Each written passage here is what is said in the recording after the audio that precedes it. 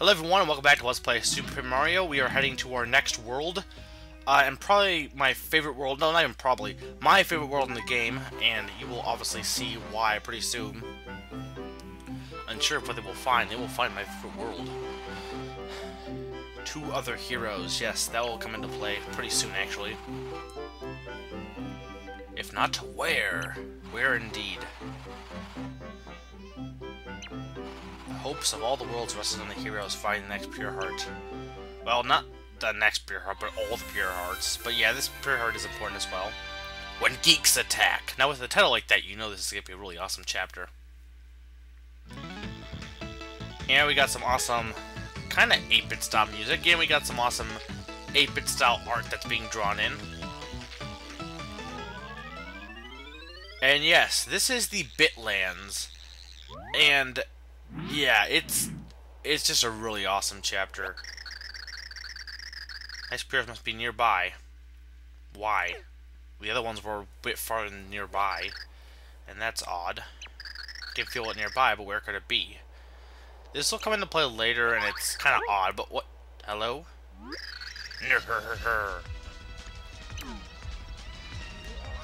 Hello. Hi, Technical! I caught a super rare pixelated butterfly. My friends at digibutter.nu are gonna freak when they get word of this find. I must bring it home. I can't miss this week's episode of the Garudis Chronicles. Or Garudis. No way, I'm going to entrust my digital record meow to tape an episode so epic. This is so high-technical. Yes, that is my nerdy voice. I will try and make good use of it. Anyway, that is Francis, and he just took Tippi. So yeah, you can't use Tippi's power during this chapter. Not that you really need it, it's not that, you only use it occasionally. So that's not a big deal. Though, if there's any enemies you want to find out about, you'll have to go through this chapter again with her when you rescue her. And yes, you will rescue her. And there is someone in the bush talking to us. It is another Pixel. Who's this guy? A friend of the butterfly girl that got nabbed? Yes, we are. It's a pity. Francis, the nerd to end all nerds. Plus, he's got this thing up for butterflies. You. And, well, all things nerdy, too. Yes, he is a super nerd. And, yeah, this chapter is just really great. He collects stuff and keeps it in his big, fancy fortress. It's like geek paradise. Well, now, you want to go know where Fort Francis is? Well, if you go all the way down ahead for miles and miles, you'll find it. Yes, we are, because we have no real other choice. Yeah. Nobody likes having their butterfly kidnapped by a geek, but it's dangerous to go alone, so take this! So, you're a Pixel, you can't cry. Listen, okay, so he's gonna give us some tips. There are 3 tips, and they are important. Though you don't really need to know them. They're pretty easy to figure out whether or not you know them. And they all involve one similar trend. A bunch of jerks in a castle up ahead, and in order to get past them, there is a secret. It's an old castle, and you have to do your thing with the red X mark. So red X mark is the first hint. The second tip is, there's an ocean, a huge ocean. Can't miss it. And a scary sea monster lives there. The beast is huge and cranky. It's Red Flipper. So, Red Flipper. And the last hint of sorts, or tip. Humongous tree.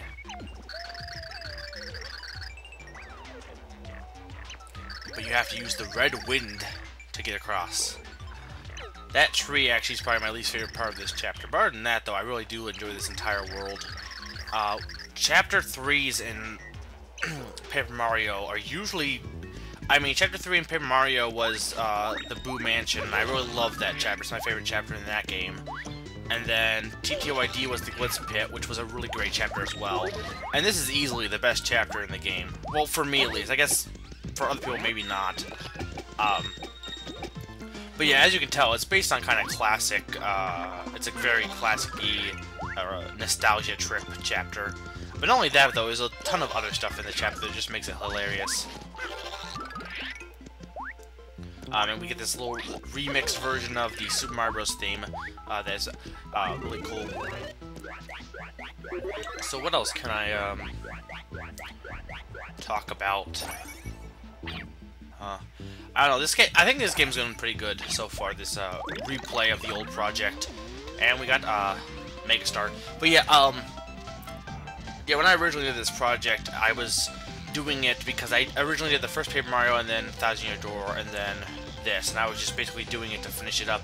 And actually, fun fact, I recorded the original project in like around Christmas, the entire project, and then I did the commentary for it. You know, afterwards, like when I released it, and that I didn't do that until the spring. You know, partly because hello, Koopa. Wait, what are you doing? No, you can't. No, that's not how it works. Only I can get those. No, you're not allowed to become a Super Koopa. I do like this joke though; it's funny.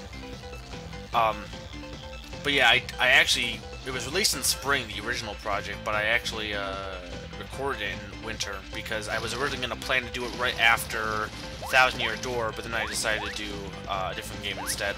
But yeah, I have been enjoying replaying this, and of course, now that we have the Megastar, we can fight on a level playing field of sorts.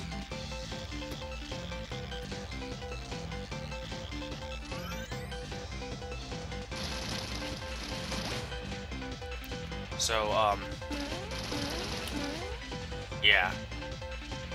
What else has been going on as of late? Well, Pokemon Black and White is coming out in March. Actually, it's going to come out before my birthday, just like Heart Gold and Soul Silver, which is nice. So I will also be 21, so I can drink and play Pokemon, the perfect combination. But I don't know. Some people don't like it, and yeah, you don't technically have to go to this area. It's optional if you already know what to do, but basically that backward sign is telling us to fall in between the red pipes. So we must go back and do that where those red pipes are. But I know some people aren't looking forward to it. They think the new Pokemon are lame, which, maybe. I mean, some of them are. I don't know. The thing is, from what I read, the people who were working on the game, there was one guy who wanted to do a bunch of changes, and another guy who was being more conservative, had a more conservative outlook, and was trying to keep, you know, like, no, you couldn't do that. That's going way too far. You know, hold things back, which is how things should go. Though I know some people are like, well, Pokemon's been so bland, it needs more changes. Which, you know, I could agree, but from what I've seen, though, at least thus far, again, I know the game's out in Japan, but I haven't been spoiling myself, at least personally. But from what I've seen, it looks like a decent addition to the Pokemon series. And it definitely is making changes. Whether or not it's making enough changes, and whether or not you think it needs an extreme makeover, I don't know. It's definitely they got rid of all the original Pokemon until they include them, but not during the main game. And there's, I think you have to get them I don't think you can get them, I guess you can get them in-game. I can't remember what the actual reasoning is. And then there's, the sprites are actually animated. Like, I think that in itself is pretty cool. I mean, it's a very simple thing that they're adding, but just seeing this, the Pokemon animated in battle, like actually moving during the battle, you know, it's quite cool. I like that. That's one of my favorite additions. It's also using a lot more 3D aspects, and it's, I don't know, I'm going to play it before. I mean, you could say it's not making enough changes, but either way, I know, you know, from experience, Pokemon games, they make enough changes per series to make it feel fresh without feeling too old, at least personally. And I don't know. I'm gonna give Black and White a chance. Plus, you know, I mean, it's Pokemon. It's one of those games that you could play over and over again and never get sick of because it's got a really good formula, and that's part of the reason why they probably haven't changed it, is because there's not really any necessary need to. And here we have a really annoying enemy, a Kershaw, but this Kershaw, well, we'll see him in a bit, but that Kershaw is a special Kershaw. That is a, I don't know what his name is, but he basically sends you, he's the one I talked about, he'll send you back to, flip side. Now, in this area, he's not that annoying because, it's just the first chapter, and it's not that hard to get back to this point. But he's still... I don't know if there's any that exist, like, if there's like one of those curses that exist in, like, the 4th chapter of one of these worlds, because that would be annoying as heck. I don't think there is, though. I think if there's any, I think they only appear in the 1st chapter, though. Maybe, I don't know, maybe not. But yeah, they're just really, nuisances of a curse, yeah. So yeah, we're going in the background. Something that's been used quite a bit. They use it in they actually use it the whole going in the background of the scenery in Donkey Country Returns as well. But in that game, I almost feel like they do a really good job of incorporating. Yeah, see, I got hit by just got hit by that Kershaw. Luckily, I'll come back right away. It's not too hard to get back. But the curse, or not the curse, in Donkey Country Returns, they do a great job, I feel, of making it, like, here, they make it feel like it's all one thing, where here it almost feels like it's 2 separate portions. You have a whole background, you have the foreground. Donkey Country Returns does a great job of making them all feel interconnected. A lot of the detail, again, I can't say enough about the detail that Directo Studios puts in. Also, Metroid Prime, from what I've seen, they put a lot of detail in those games. But I mean, I know some people might not like Donkey Country Returns and say, oh, I mean, a lot of people do like it, but I know there's probably some people who say it's too different from. I don't know. I don't think it's that different from the other series, but either way, though, I know I've really been enjoying it. I've been enjoying all the games I got. I actually started playing a little bit of. I haven't really played that much, but I played a little bit of Metroid Other M. I'm right now, trying to think of where. I'm still in Area 1, if that gives any non-spoiler idea of where I am, but I'm not that far in it. But from what I've played right now, I can see why people don't like some of the dialogue that Samus has. But I don't know, though. First off, for the people who say they like her mysterious, you do realize that what you're basically saying, at least to me, is you like to have her have no personality. I mean, there are characters out there who have personality who who are mysterious, but you know, Samus has a very interesting backstory. Her parents were killed. She was raised by. I mean, that in itself, her parents were killed, and she barely has any reaction to that. Mysterious or not, you know, she has to have some emotional reaction to that. And from what I got so far, you could say I've heard people call the game sexist. It's not really sexist, to be honest. Honestly, it's, you know, at least from what I've played so far, anyone, at least for me, if you say the game's sexist, I think that's more of you just trying to place the game as being sexist. It's not a sexist portrayal of Samus. I mean, having emotion isn't strictly only restricted to females. Anyone can have emotion, and again, having your parents murdered is pretty, you know, you're gonna have some emotional, you're gonna have an emotionally charged life. And you know, so far, what some of her reactions that she's had, I will say the voice actor, I wish the voice actor would have a little bit more emotion, almost, because the way she's reading it is very monotone, which isn't bad, but I mean, if they're trying to portray her as having emotion, at least thus far, you should try and give her a little bit more emotion. Like, she's very what she's talking about is very emotional, but she acts like she's done through most of the other Metroid games, very just, you know, bland and not and unpersonal or impersonal. So really, if anything, I'd actually almost say she doesn't have, at the moment at least, she doesn't have enough emotion. Not that she has too much. And she's had emotion, she's had monologues before. So, I mean, remember, this game is a take on Metroid Fusion, basically. The Metroid Fusion is what inspired it, and she did a lot of monologuing in Metroid Fusion as well. So here we have these forts, and we have also a new enemy. I think they're called Super Koopas. There are soccer Koopas. Kind of odd, but I like them. They're interesting. And as you can tell, there's a lot of Koopa Troopers here, but unlike the ones we've seen before, they don't have their chains and awesome gear. They're just normal Koopas. So that can only mean one thing. I love how there's coins come out of there. Bowser! Yes, Bowser is here. How? I don't know. Nope, we did blow up your awesome lair, sorry. Hey! I know that stash from somewhere. Mario and Princess Peach. My lovely wife.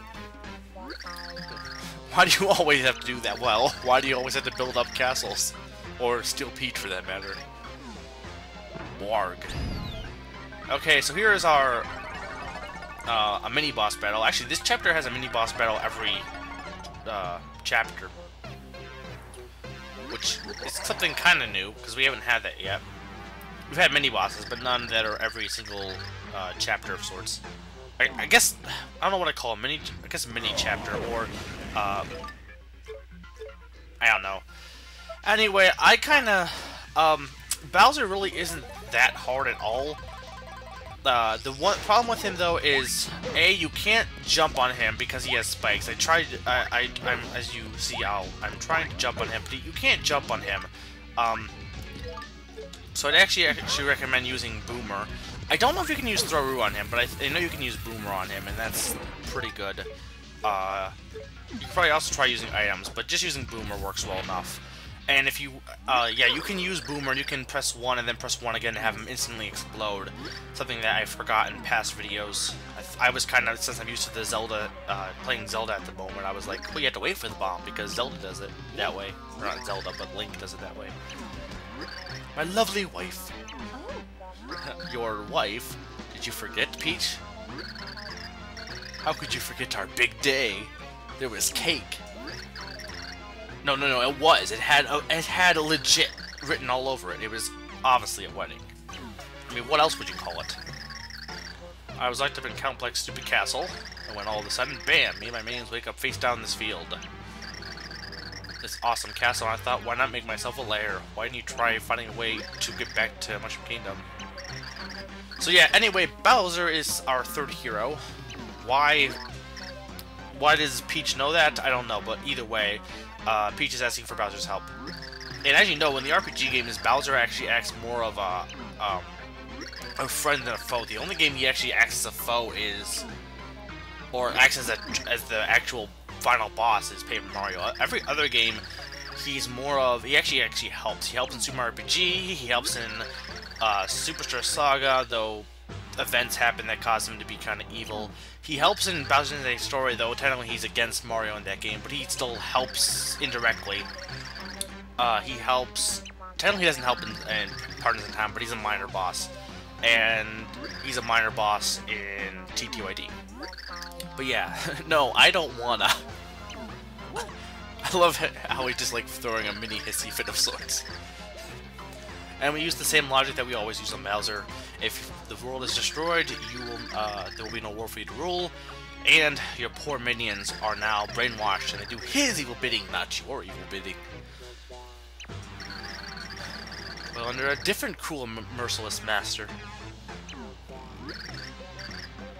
So yeah, they're using his logic, or using logic against him. Murph. Warg! I like that scene, I don't know why he does it that. There's really no point to that. But anyway, yeah, Bowser is now part of our team. He is my favorite character to use, and the only reason I like using Bowser is because he does double damage against, double the damage. So like, if Mario does 2 damage, Bowser does 4 damage. Now, he's not that good right now because he's very slow. He does have Fire Breath as well. But he gets a lot better when a certain, you get a certain ability. You'll see pretty soon what ability helps Bowser become less of a big oaf and more of a movable oaf. Your crabbiness, are you leaving us? Minions, hold on the fort until I return. There really isn't a fort left, but okay. And Count Black is bringing down some of your loyal hench people. I thought we already knew this. Dole out the punishment. Yes, he shall. And they love to come along to defend us, except the game programmers wouldn't have been able to program all those people. Well, I think they could. They probably could have. But it would probably make the game even more easy. Way too easy. Anyone wears a cape and a monocle. Hey, capes and monocles are fashionable this season. Party! Oh, you guys. Save some pizza for Bowser. So anyway, yeah, we have to go get the precious heart, or the pure heart, or whatever. So next time, we will continue onward through Chapter 3. And this has been Mega Freak 400. And I'm reminding you that it ain't a party without Bowser.